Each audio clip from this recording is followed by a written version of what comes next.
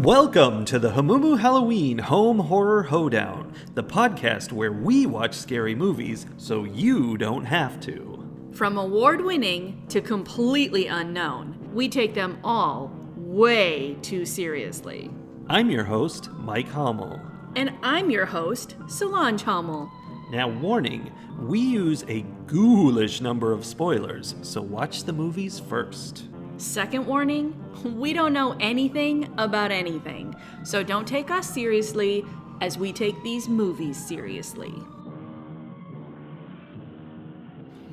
It's good to be back. It's a lot of work, but it's important work. It's important work. Where would the world be if not for our thoughts on random horror movies? Well, that's what I'm thinking, because we watch horror movies so they don't have to. If we stop, They they're gonna have to. We have put that responsibility on them for this whole summer. It's time we give them a break. Yeah. So this is our gift to y'all. You do not have to do this anymore. We're going to watch them for you. You're welcome. Starting with Don't Look Away from 2023. written and produced, of course, by the Michaels. The Michaels. Don't Look Away was pitched to me by you as Oh, that's right. a Weeping Angel story, a Weeping Angel type story. It very was. I mean, absolutely. When you say that, do you mean it very was pitched that way, or it very was that way? It very was. Uh-huh. Because, I mean, they stole it. It's the story of a mannequin that, if you're not looking at it, it can just teleport around wherever it wants. Yes. If you are looking at it, it's stuck as just a normal mannequin. I mean, there was nothing normal about this mannequin. No, It's exactly. stuck as a really creepy, skinny, toothfully faced, Yeah. sunken eye mannequin. Yes. What kind of products were they trying to sell on this mannequin? Because no one's buying them. It was like an evil an evil Ken doll, life-sized evil Ken doll Yeah. mannequin. So weird. But it did follow all the rules of Weeping Angels, except they never discussed the fact that the image of a evil mannequin is an evil mannequin. True. Funny thing, not only did they steal the idea of the Weeping Angels from Doctor Who, but the very first episode of the new Doctor Who, not the original series, but like the new series, the very first episode with Christopher Eccleston Oh, yes, I know what you're saying. was mannequins chasing Yeah. them around. Yeah, I remember that. And I thought of that too. This is very focused. But wait, the stealing doesn't stop there. No, it doesn't. This movie is closely based on The Shining, including at one point there are characters watching The Shining on TV, which we don't see, but we can hear. Yes. And I mean, I think thematically it was trying to be like the same idea of, somebody who's working really hard and that makes them crazy. Yeah, but But also there was just a scene, scene where Jack Nicholson's character in The Shining is at the bar talking about his family to a bartender who's not there. Was just lifted whole cloth out of The Shining and dropped into this movie. I think that was the writing process for this movie. It was like, I saw this scene once, let's put that in.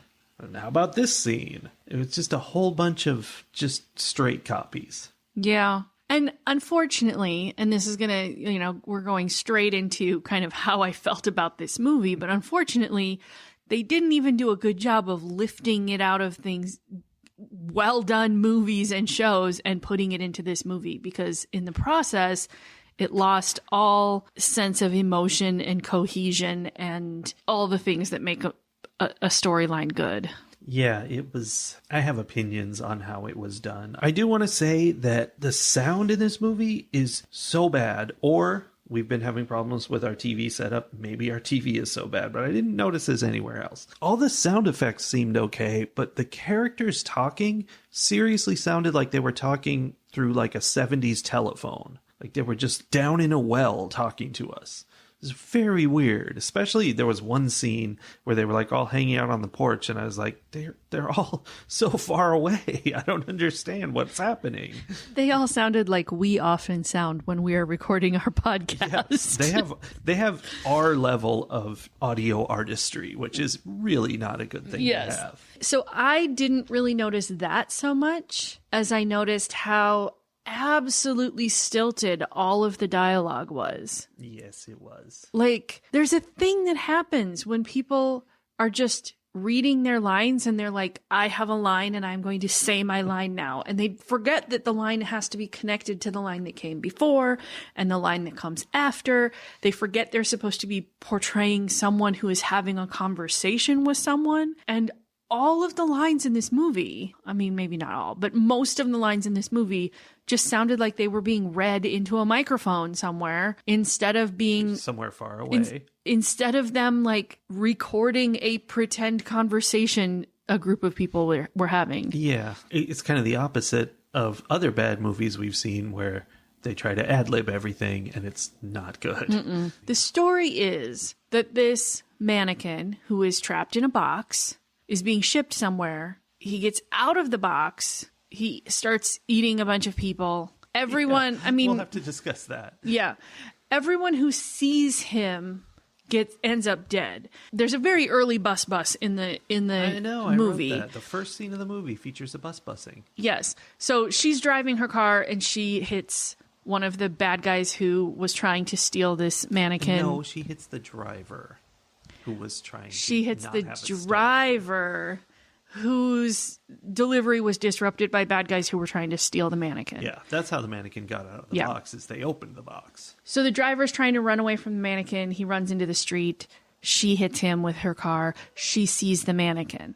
So now she takes the mannequin home with her, like not intentionally, but like now he's following her. Yes, and all of her friends see it. That's one of the good things in the movie is it makes sense. The mannequin doesn't kill her for most of the movie. And, well, spoilers, he doesn't kill her at all. But he doesn't try to kill her for most of the movie because she's the last one who's seen him. So he needs other people to see him because he can only appear around her, I guess, until some other people see him so that he can spread around. Because otherwise, if he kills her, he ceases to exist, basically.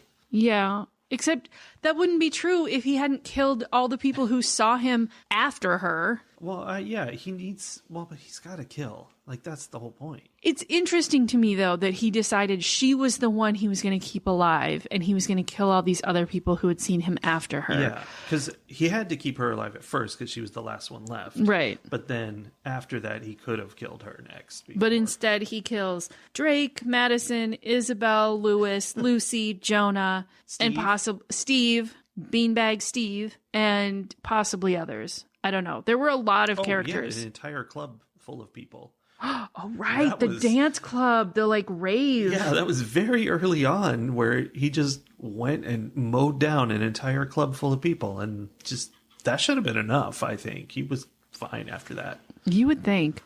So there was a moment in that opening scene when after she hits the driver and she sees the mannequin, I'm like, is this whole movie just going to be like there's no cohesive cast, there's no like this is who the movie is about.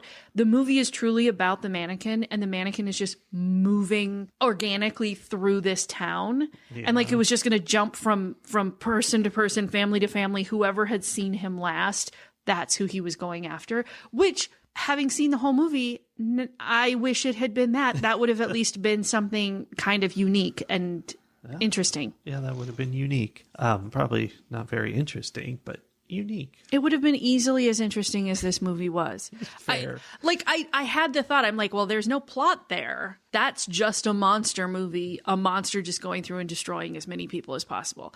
That's all this was. There were hints at plot, but it never really fully engaged with any of those hints. Let me drop my praise once again. The scene where they figured out, that you can look at it to make it not move was well done. Like, conceptually, it was like they were all looking at it and it wasn't moving. Then they all looked away, which they kept doing, which even if there was no magic about it, keep an eye on it. It's dangerous.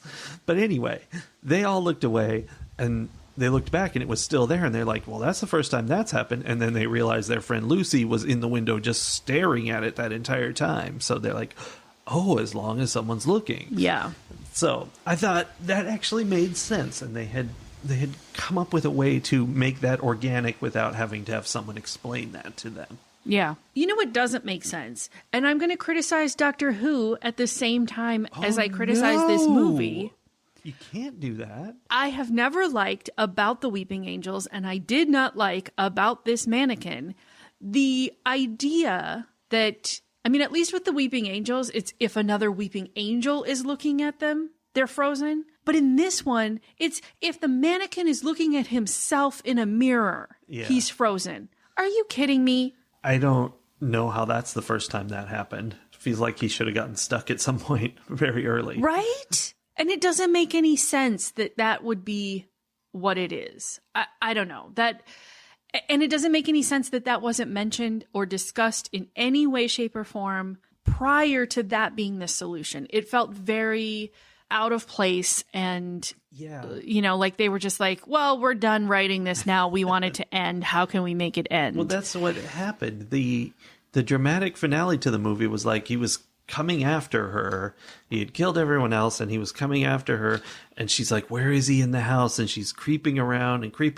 And this is probably not what they intended, but the way it seemed is like that she went into a room and he was in there looking at the mirror, stuck, and it was almost like he had been in there the whole time, like he had teleported around and accidentally ended up there, and she just came across him and was like, oh, well, that's convenient. And that was it.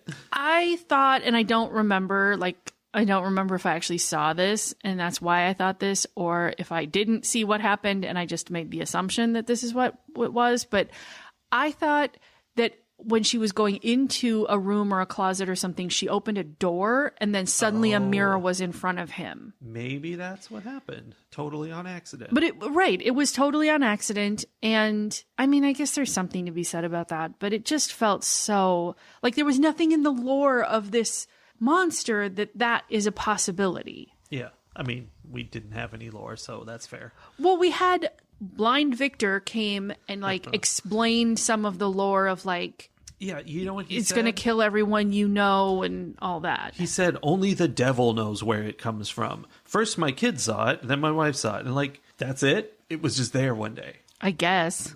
I don't know. I mean, it could definitely be something that had been around for a very long time, but I don't know, back in the Middle Ages, they managed to trap it in a box with a mirror and somehow somebody unearthed it and opened it up and dropped it, just like at the end of this movie.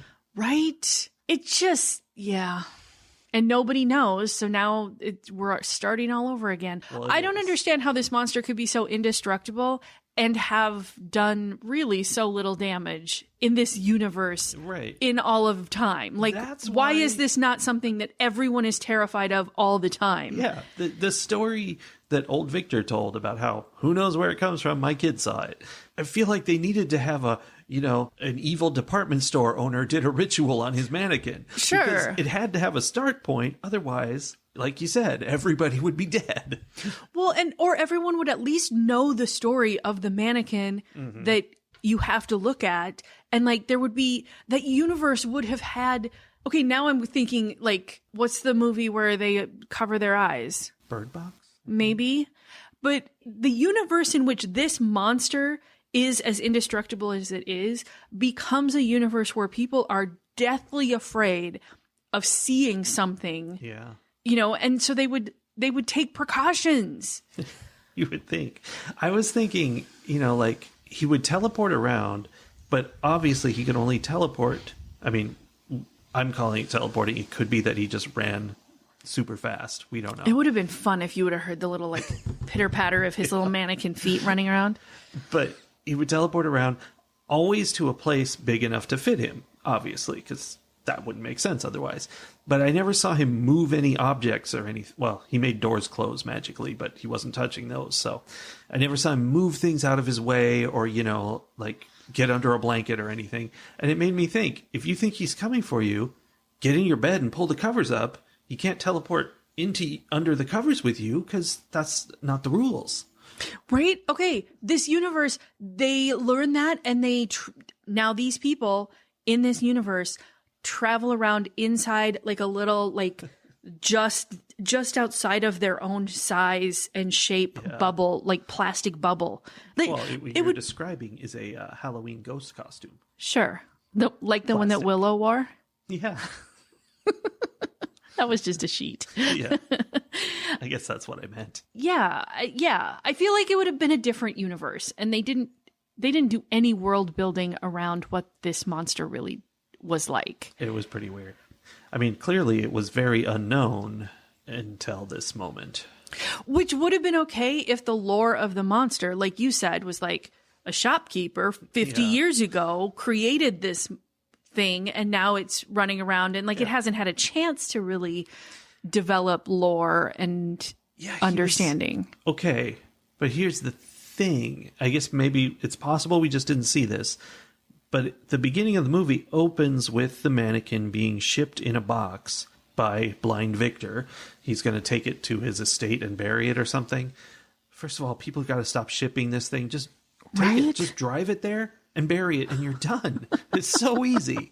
But anyway, not that obviously Victor can't drive, but someone could drive him. So anyway, the box it's in does not appear to have a mirror on it.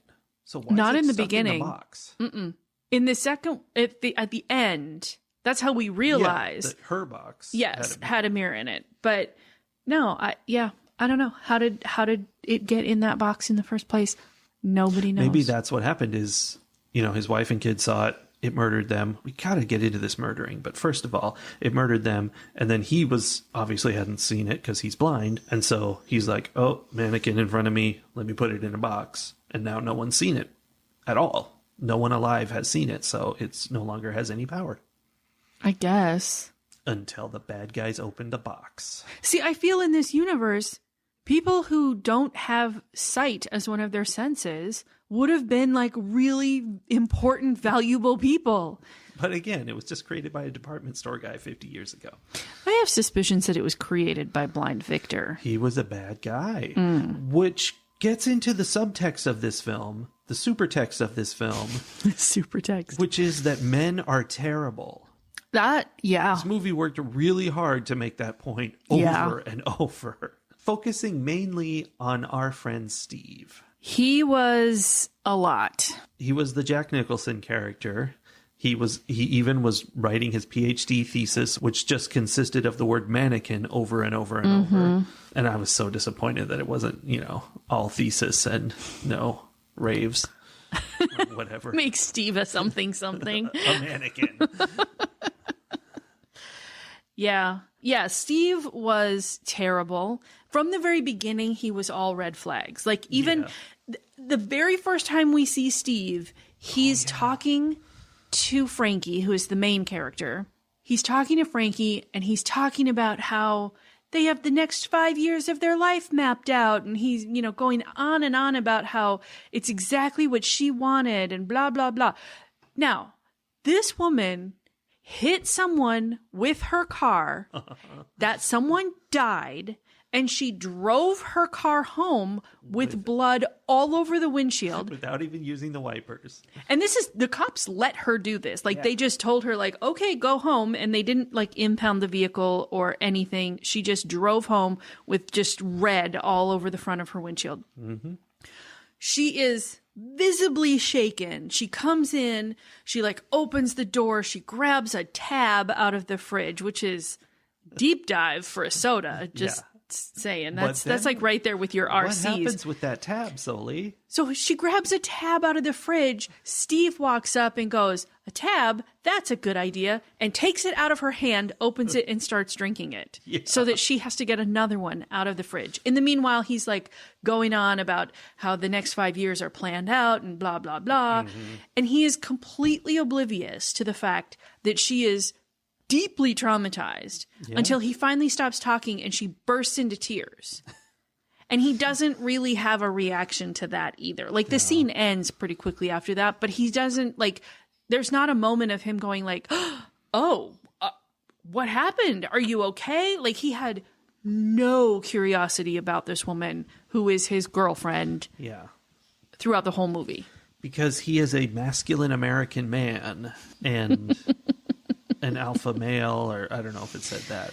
There was was that a voice he was listening to on headphones? I don't remember. There were just so many things. There was just a voice from some source whispering to him, "You're a masculine American man." There's a lot going on with Steve is the thing. Okay, so then there's Jonah, who is the other, like, sort of love interest. It's the guy, the boy next door, who she's known since elementary school or whatever. And the timing was never quite right. It's, like, very tropey. And he's, like, more attentive, but also kind of gross in his own way. Yeah. Well, I feel like he was the nice guy, which is not a positive Never thing. a good thing. And then, of course, we have Blind Victor, who supposedly was there to save them and explain the whole situation, and then ends up murdering some of them. Again, that's a case where I feel like the writing did something right, where, like, he had the right idea. He was going to murder all of them so that this would end, because then no one would have seen the mannequin. There would be no one alive who had seen the mannequin again. Makes sense. And, you know, you're talking about how it's the men in this movie are terrible. I feel like Frankie, like, a lot of the women were just peripheral characters. They were there so that they could be murdered at some point. Yeah. Frankie, being the main character, was also terrible. She was so dumb and so helpless, and just, like, everything she said, I was like, what? Why did you think that?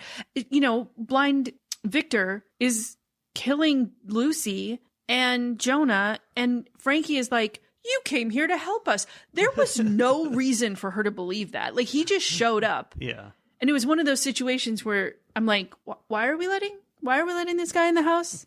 What? You don't know him. One of them had called him Jonah, I think. Was it Jonah? Oh, yeah. He put the message on the YouTube video from the crazy girl, and I don't know. The Victor was like, call me. Yeah. That too, the whole use of social media. I was like, oh, well, this was written by someone who's never used social media. Yeah. It's like they were trying to use Reddit, but it was definitely someone who had never been on Reddit. Yeah.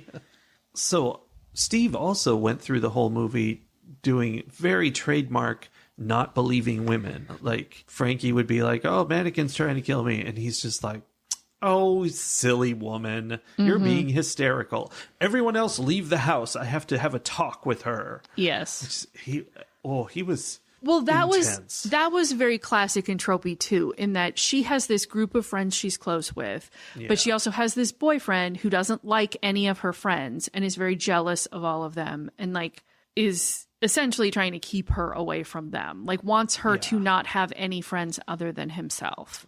He was very much like that TikTok character that one guy does, of the, like, your man-child husband or boyfriend or whatever. He was very much like that. Yeah, he was just not great, and I didn't like him very much. No, I have a lot of comments in here that I cannot read out loud because you won't let me, but a lot of them about Steve and how much I don't like him and how I can't wait until he dies. And then he does. His head blows up and he walks around like a headless chicken for a while. Yes, that was my note. His head got chopped off and he walked maybe 20 feet after that and then fell over. Yeah. They really wanted that to be a thing. Yeah. Oh, they had to work into the story how Steve described in graphic detail a dream he had in which he violently killed Frankie because he was jealous of her relationship with the mannequin. She was very close with this mannequin. He was always around. Yeah. When she came out, she woke up and he wasn't in bed. She comes out to find him sitting on the couch murmuring things about killing her or something. And that's when he tells her about the dream. And it was like, I guess he was sleepwalking. I mean, that was the first moment where I'm like, oh, this guy's not entirely all well. He was legit crazy. And the mannequin clearly had some kind of influence on him as well. Yes. Is that a thing the mannequin does? I don't know. I didn't even know that he had seen the mannequin at that point. He but hadn't, I don't think. well, maybe he had and we just didn't know. Maybe. I don't know. But I was glad when Steve died. I didn't really care when most of her friends died. Yeah. I cared when Madison died. She fell out of a window. And, you know, sometimes when you fall, like your arms and legs are sticking up, like your back is parallel to the ground and your arms and legs are sticking up and you fall down in kind of a U shape. Like a bug. Like an upside down bug. Yes. So she fell like that. And the instant her body hit the ground, she was flat. It was so funny. Yeah, it was very noticeable and not great CGI. Yeah, there was some of that going on in this movie. Yeah. I don't know if it was CGI or if it was just they filmed it in a series of different pools or what, but the pool that the one guy, I don't even remember which one it was. I don't know. The one friend, though, who died in the swimming pool, like it was deep enough for him to dive in. Yeah.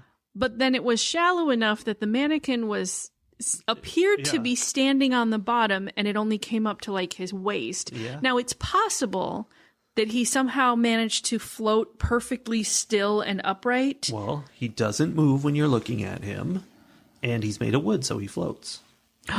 When you look at him, is he like literally just frozen in place and it's like water, air, whatever is irrelevant? Yeah, like you could watch him falling out of the sky and he It's just like a stop. fixed point Yeah. in the universe that he's stuck to.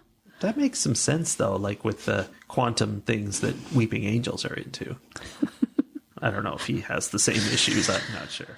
Oh, yeah. But anyway, the pool was like a variety of different depths, Yeah. depending on what was happening at any given moment. And I want to go back to Steve's headless chicken death. Okay. Because he stumbles around with no head, falls down. The scene cuts to the next scene, which is everyone running into the house and running around going, "Where's the mannequin? Oh no." Frankie, from this point on, is 0% concerned that Steve has just died. She's like, "Guys, I think we should go over here." It's like not even a hint of emotion. I don't blame her for being like, whew, he's But she out of my didn't even hair. have that emotion. No, She's she just didn't. Like, I'm scared there's a mannequin after us. Well, this whole movie was so disjointed, and like I think they were trying to be artistic in how they were cutting it. Like it did jump abruptly from scene to scene. I think that was intentional, but there's a way to do that where you get the vibe of what that's doing, but it doesn't actually destroy the story. And I think that this one, there were chunks left on the cutting room floor that were necessary to understand transitions from place to place. I suspect there were no chunks containing her being sad about Steve. Probably not. Probably not. Another weird thing, just like the vibes of this movie were so off. Steve is dead. Jonah, does he end up being dead? He gets stabbed by Victor, but then he comes back and he kills Victor. Oh, but he does die on the street later, right? Does He bleeds to death, 'cause of yes. the ending? Yes. Okay, so Steve is dead. Jonah and Frankie are like doing their thing. I'm like, oh, okay, so Jonah's going to be the guy who's left at the end.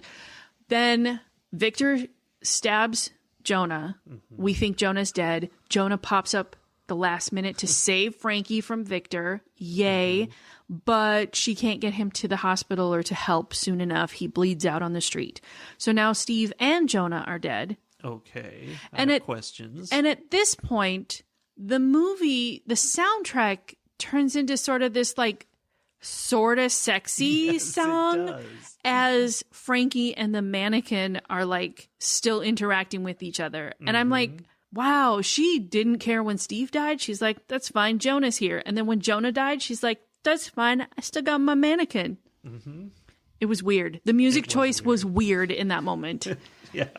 It was a very weird music choice. I thought it was quite romantic. But it was then followed by her defeating the mannequin. Great. And then we cut to this scene, which, is it a dream? Is it the future? I was very confused, where she and Jonah are like living a life together, and they're like, oh, I'm so sad that all of our friends died, but hey, we're hanging out. It was right before the epilogue because I think that was like a hallucination that she was having, like a vision of what her life could have been if she had made a different choice when she decided to go with Steve instead of staying and seeing if something would work out with That's Jonah. why I thought it was weird that they were discussing all of those people being dead, but I guess... Well, because I think it started as this hallucination of like, oh, what life would have looked like. And then reality kind of pushed in because then very artistic. Jonah ended that scene by asking like, but where is it now? Like, which is what she should have been worried about in that moment. Not like, oh, if only I had. And then it immediately cut to the epilogue where it's in the box being shipped and then the shippers drop it and it breaks out and it eats everybody again. And the whole thing starts all over again, which the main theme that I took away from this movie, the key message from this movie is that shippers cannot be trusted. Yeah, for sure. In the first situation, it's not the shipper's fault, but it does highlight problems with the security of shipping that people are going to come and rob the truck for sure. So, yeah. I did think it was funny that for both of those incidences, there was discussion about the fact that it had been insured. In the first one, it was somebody, I think Victor was pointing out, like, it doesn't matter if it was insured. Like, that's not the point. Like, it's something terrible. Be worth a life. But at the end, the shippers broke the box and it gets out. And the last thing that they say before they get destroyed is, well, at least it was insured. Yes. Which also, I'm like, is this just a really long way to get to insurance is a scam and shipping companies are terrible? That could be a part of it.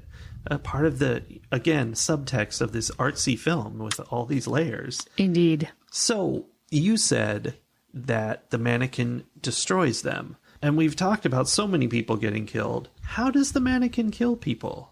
However it wants. Literally, it just blew up Steve's head with its brain, I think. Yeah. It cut somebody's throat without ever moving. A great scene that has not been discussed. Jonah's wandering around outside, afraid that the mannequin's following him, and he sees a guy getting into a van and driving away. And behind that guy driving away, a guy on a bike is coming up, and he comes up behind the van before it starts moving. And then the bike empty rolls out in front of the van, and we're like, whoa! And then the van drives away, and we see that the guy's dead there, and the mannequin's in front on top of him. What? There was no consistency. There was no stuff. Yeah. And I think you have talked about that with other movies where if they don't create some kind of rules around how the thing acts, like it could just do whatever it wanted. And I think the idea there is that then they could do whatever like unique gory thing. Like if you say it has to tear your head off, well then as it kills all these people, we're just watching it tear a lot of heads off. And this was like, no, we're going to see that and we're going to see this and we're going to see this other thing. But it just made it seem very chaotic. It was insane. The whole premise of the mannequin was that it never moved at all. And it's not like you'd see it in different poses. It was in the exact same pose all the time, everywhere. And so then like, when it went to kill Drake, it popped up behind him. It didn't pop up, of course. It was just standing behind him in this room. Everyone else was outside the room and they saw it behind him and they were like, oh no, it's behind you. And then the door slams shut and he gets murdered behind the door. And I'm like, how did it close the door? Does it have telekinetic powers? I mean, I feel like frequently it did things where it didn't actually have to physically work on the world. Like it did have telekinetic powers. Which reminds me, it electrocuted him. That's how it killed him for some reason. And I don't even know why. Like it wasn't like it was an electrical room or something. Like I was like, oh, maybe, the things in here are being used. But no, it's just kind of randomly electrocuted him. Chaotic. There was a list of ways people can die. They hadn't used that one yet. Well, they definitely hadn't. So that's good.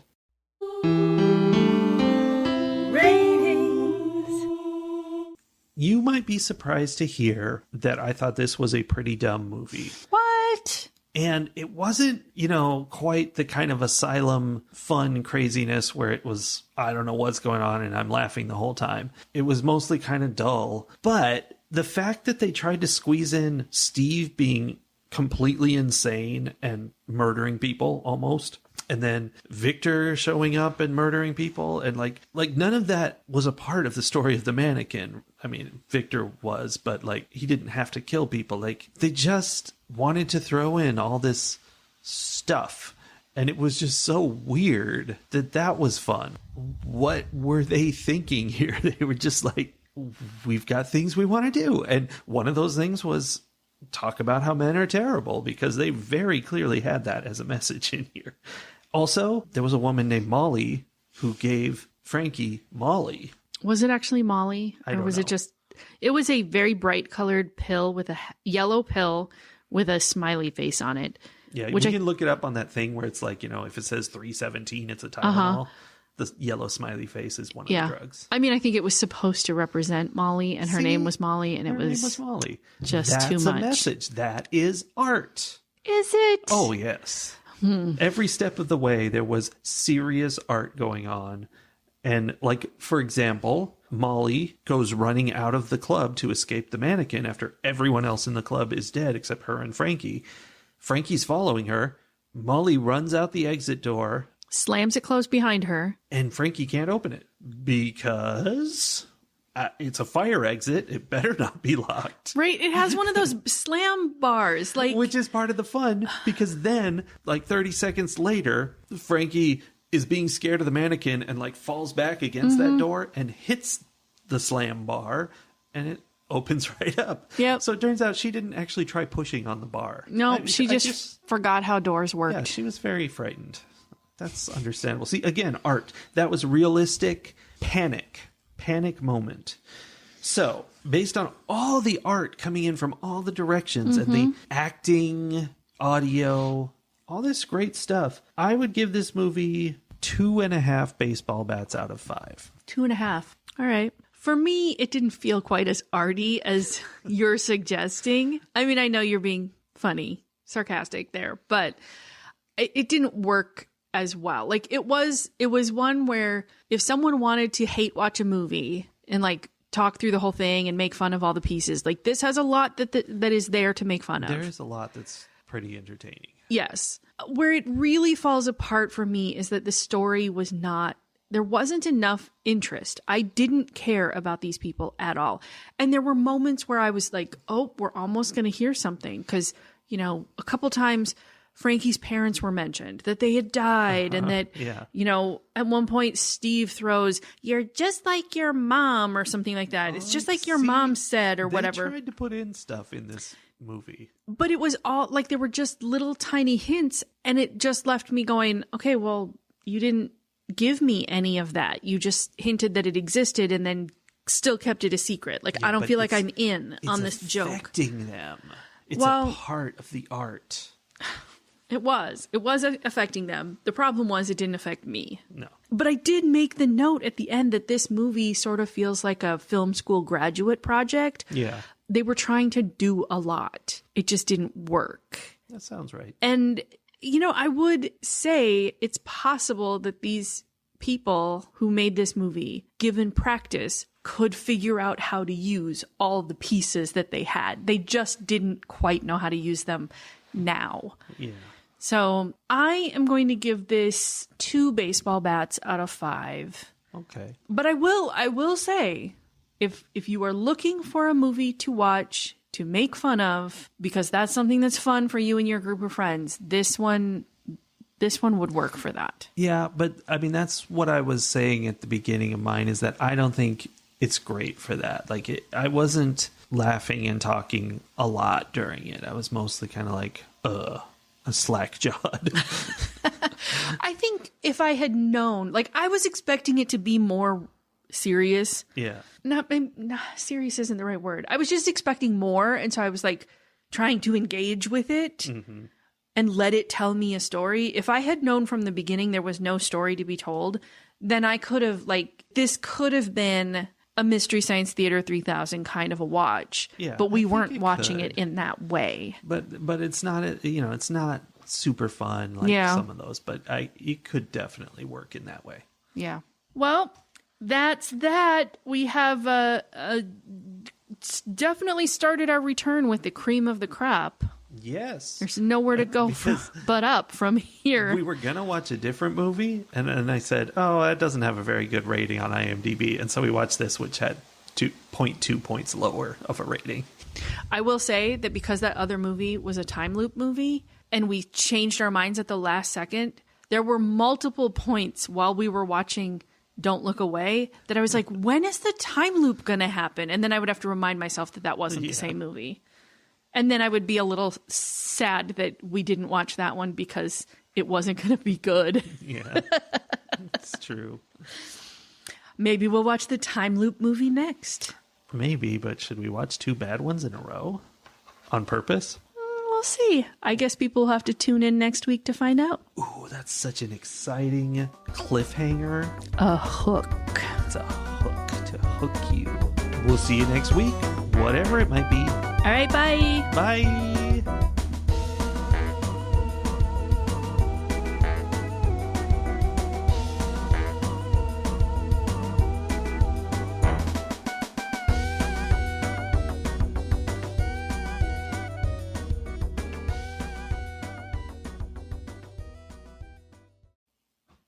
Hey, this is Mikey tuning in from FM 777 382 on the dial. And this is his friendly sidekick, the Burb. It's Mikey and the Burb. The Burb? I don't know. Like suburbs or like bird? Both. I don't know. I was just making a sound. I wasn't thinking about what it meant.